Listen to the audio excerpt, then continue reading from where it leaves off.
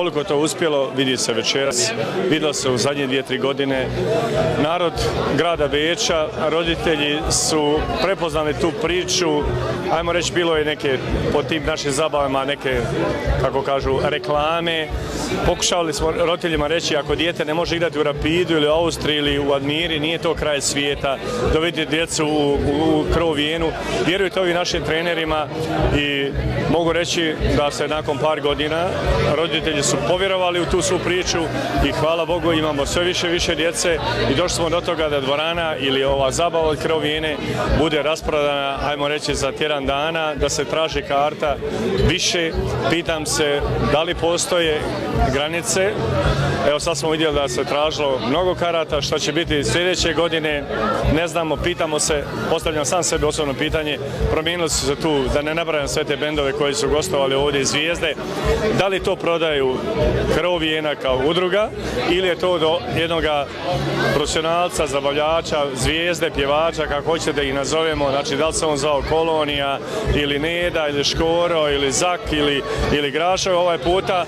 Pitam se kako bi bilo kad bi došao jedan normalno, kako kaže da nije neka velika zvijezda, neki zabavljači, da li bi dvorana bila raspodana, da li uzeti taj riziko, ali mislim da narod vjeruje u ovo vodstvo, u ovu djecu, jer ajmo reći jedna matematika je jasna što se tiče Krovijene. 200 djece puta 2 roditelja, 400-600 kumovi i tu smo na 1000 ljudi.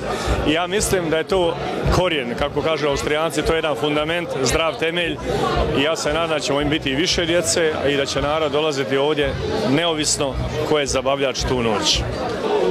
Ja vjerujem u ove ljude koji rade u Krovijeni, poznam ih godinama, neki su došli, neki su otišli, ali ovaj tim koji pobjeđuje se, kažu, ne mijenja se. I ovo su ljudi, vidimo, dolaze tu mnogi iz drugih sa strane, ti si osobno se priključio u zadnje vrijeme.